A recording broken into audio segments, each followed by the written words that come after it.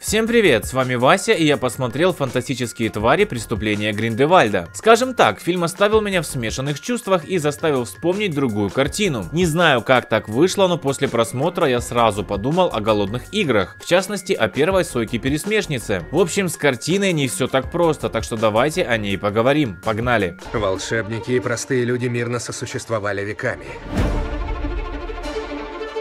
Гриндевальд хочет разрушить этот мир.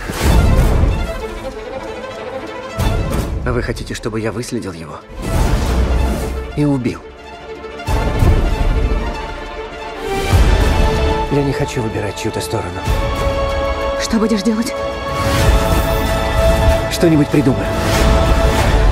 Нет, нет монстра, которого ты бы не смог полюбить. Схватим его.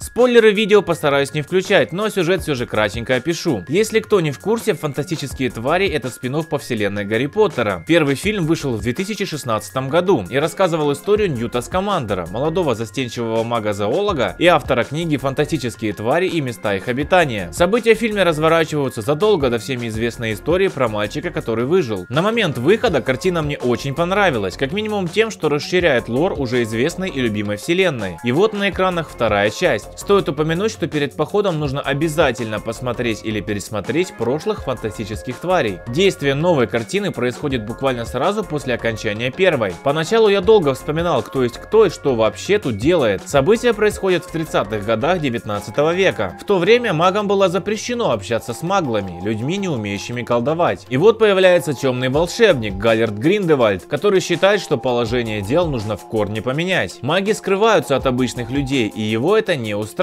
Он находит приспешников, чтобы в итоге достичь превосходства, и волшебники стали главными на земле. Разумеется, его идею разделяют не все, и у Гриндевальда есть противники. Мир на грани войны, и именно в это время существует Ньют Скамандер. Однако данному персонажу не интересна ни одна из сторон. Он просто хочет помогать магическим животным и изучать их. Первый фильм был больше сконцентрирован на истории Ньюта и его становлении как персонажа, а глобальный сюжет о войне магов был задвинут на второй план. Новая картина, напротив, сфокусирована именно на конфликте волшебников и погоне за Гриндевальдом. В фильме перед всеми персонажами стоит выбор, какую из сторон они в итоге примут. Первая часть была достаточно самобытной и не сыпала отсылками направо и налево. Продолжение же всячески старается напомнить нам о своей связи с миром Гарри Поттера. Тут как минимум есть молодой Дамблдор, хотя говорить о Гриндевальде без упоминания Альбуса было бы как минимум странно, так как в книгах эту парочку многое связывало. Местом действия вторых фантастических тварей становится Париж, что вновь помогает расширить границы волшебной вселенной Джоан Роулинг, но все-таки не так сильно, как это делал первый фильм. Актерский состав вернулся и пополнился новыми лицами, в частности Джудом Лоу, который исполнил роль молодого Альбуса Дамблдора. Гриндевальда сыграл Джонни Депп, и что бы кто ни говорил, но мне в этом образе он понравился. В данной картине он показан гораздо лучше, чем в прошлой, хотя внешний вид не сильно поменялся. Ну и разумеется, к роли Ньюта Скамандера вернулся Эдди Редмейн. К актерскому составу у меня претензий нет, все основные и второстепенные персонажи получились убедительно, но, как мы знаем, этого мало, чтобы назвать фильм хорошим. Многие решения, принятые создателями, мне не понравились, и я думаю, стоит о них рассказать. Ну, начнем с сюжета, который в целом интересный, но, как по мне, перенасыщенный. Очень много персонажей со своими сюжетными арками, за которыми не успеваешь уследить. Некоторых героев можно и вовсе убрать из фильма, и от этого он не пострадает. Добавим к этому еще и рваный монтаж, из-за которого проседает динамика. Большая часть диалогов, связанных с разными сюжетными ответвлениями, перемешаны так, что полноценную линию повествования сложно выделить. Также мне непонятно название «Преступления Гриндевальда». За весь фильм этот персонаж по большому счету ничего не сделал, так что о каких преступлениях идет речь, непонятно. Это, наверное, как эра Альтрона, которая длилась всего пару дней. Да и фильм вроде про фантастических тварей, которых в нем немного. Ну и главная придирка, которая заставила меня вспомнить о первой части «Сойки-пересмешницы» и о «Матрице перезагрузки» — недосказанность. Я не буду спойлерить, что случилось в конце, а название фильма впускать пускай служат намеком. Уходя из зала, я не чувствовал, что это цельная картина с вменяемым финалом, и это обидно. Про спецэффекты говорить нет смысла, они хороши. Волшебный мир Парижа показан добротно, экшн-сцены выглядят динамично и сочно, но и к созданию фантастических существ тоже подошли с креативом. Ну так какой итог, спросите вы? Я все же считаю, что кино достойно внимания. Да, у него есть проблемы, может даже больше, чем хотелось бы, но и положительные стороны тоже имеются. Нам показывают то, чего мы раньше не видели, и места во вселенной Гарри Поттера, где раньше не оказывались. Так что можно сказать, что со своей основной задачей фильм справляется, и именно поэтому на него стоит сходить в кино. И главное помните, то, что мне не понравилось, не значит, что и вам не понравится. Так что если вам есть что сказать, не стесняйтесь высказываться в комментариях. Ставьте лайк, если видео понравилось, подписывайтесь на канал, нажимайте на колокольчик и смотрите другие наши видео. Увидимся, пока!